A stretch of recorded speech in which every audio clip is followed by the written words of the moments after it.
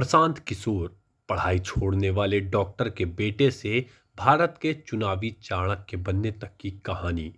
बिहार के रोहतास जिले के एक छोटे से गांव कोनार में 1977 की एक सामान्य शाम में एक बच्चा जन्मा। परिवार डॉक्टर का था। पिता सरकारी डॉक्टर और नौकरी की वजह से अक्सर एक शहर से दूसरे शहर घूमना पड़ता था। इसी उधेड़ बुन में प्रशांत की पढ़ाई भी इधर उधर स्कूलों में होती रही। लेकिन एक चीज हर जगह सामान थी, उनकी पढ़ाई की पकड़, खासकर गणित की। 12वीं की परीक्षा में 150 में 148 अंक की खबर ने गांव से लेकर रिश्तेदारों तक में एक ही बात छेड़ दी, बेटा इंजीनियर बनेगा।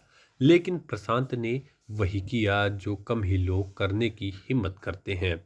उन्होंने पिता से कहा, इंजीनियर बन गया तो आप आईएएस की तैयारी कहेंगे ही, चलिए पहले ग्रेजुएशन करते हैं, फिर सीधे आईएएस।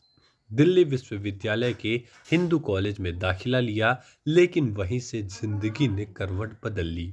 तबीयत बिगड़ी और इलाज के लिए घर लौटना पड़ा। सेहत ठीक तो हो गई, मगर कॉलेज की राह से दिल पूरी तरह हट गया।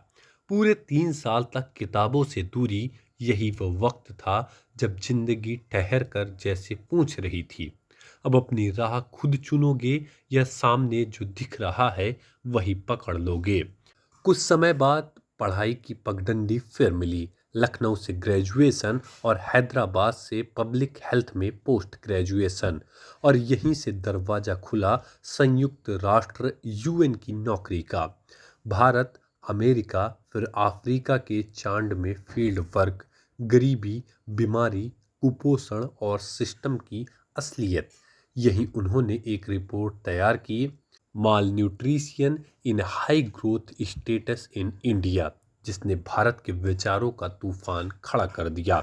रिपोर्ट की एक कॉपी गुजरात के मुख्यमंत्री नरेंद्र मोदी तक पहुंची और पहली बार मॉडर्न पॉलिटिकल मैनेजमेंट में वो नाम उभरा जिसे आगे चलकर पूरा देश पीके के नाम से जानने वाला था। मोदी ने उन्हें बुलाया। प्रशांत ने कहा, मैं किसी विभाग के अधीन नहीं, सीधे आपको रिपोर्ट करूंगा, और शर्त मान ली गई। गुजरात में प्रशांत का काम सिर्फ रणनीति बनाना नहीं था, वो शब्द, भाषणों, डेटा और जनता की नब्ज को एक साथ मिला रहे थे। 2012 के गुजरात चुनाव में पहली बार भारत ने देखा नुक्कड़ों पर होलोग्राम, हर विधानसभा में डेटा आधारित प्रचार, नेता नहीं ब्रांड मोदी। और इतिहास ने देखा तीसरी बार गुजरात में भारतीय जनता पार्टी की सरकार। फिर 2014 जब पूरा देश एक सवाल पूछ रहा था, कौन? तब सोशल मीडिया, चाय पर चर्चा, run for unity, 700 plus 3D रैलियां, इन सब के पीछे एक शांत रणनीतिकार था, प्रशांत किशोर। लेकिन राजनीति का खेल सिर्फ जीत तक नहीं होता, जीत के बाद किसे जगह मिलेगी और किसे नहीं, ये भी खेल का हिस्सा है। मोदी सरकार बनने के बाद पीके चुपचाप सिस्टम से बाहर कर दिए गए और यहीं से कहानी पलट गई। नीतीश कुमार, जो कभी मोदी के सबसे बड़े आलोचक थे, उन्होंने प्रशांत को बुलाया। 2015 में पीके ने बिहार का मैदान संभाला, गांव-गांव घूमकर सरकार की रिपोर्ट कार्ड वाली चिट्ठियां लोगों तक पहुंचाई। बिहार में बहार है, नीतीश कुमार है। डीएनए बयान पर जनता को शामिल करते हुए कैंपेन चलाया गया। इतिहास फिर पलटा, बीजेपी हार गई, नीतीश फिर मुख्यमंत्री और प्रशांत को कैबिनेट मंत्री का दर्जा। इसके बाद पंजाब में कैप्टन अमरिंदर, दिल्ली में केजरीवाल, बंगाल में ममता, तमिलनाडु में स्टालिन।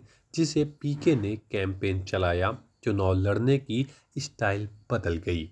लेकिन फिर एक दिन पीके ने कहा, मैं अब ये सब नहीं करना चाहता, अब राजनीति में सीधे उतरूंगा। उन्होंने जनसुराज की शुरुआत की, गांव-गांव पैदल चलकर बिहार की नाड़ी समझी। 2024 में जनसुराज पार्टी लॉन्च हुई। पार्टी का वादा, न नौकरी, न झूठा सपना, न जाति की दीवार, न गठबंधन की मजबूरी। या तो सीधे जीतेंगे या जमीन से फिर शुरू करेंगे। लोग पूछते हैं, पीके बीजेपी के लिए वोट काट रहे हैं। कुछ कहते हैं पीके नीतीश का उत्तराधिकारी बनना चाहते हैं, तो वहीं कुछ कहते हैं पीके सिर्फ डील करने वाले हैं। लेकिन सच क्या है? सच ये है कि पीके वही करते हैं जिसकी रणनीति उन्हें सही लगती है, और यह बात उनके विरोधी भी अच्छी तरह से मानते हैं। आज बिहार में एक बड़ा सवाल है, क्या प्रशांत किशोर तीसरा विकल्प बन पाएंगे? शायद अभी नहीं। लेकिन अगर उन्होंने 10% भी वोट हासिल कर लिया तो ये हार नहीं, खामोश जीत होगी। क्योंकि राजनीति में बदलाव एक चुनाव से नहीं, एक विचार से शुरू होता है, और यह विचार अभी शुरू हुआ है। जन सुराज।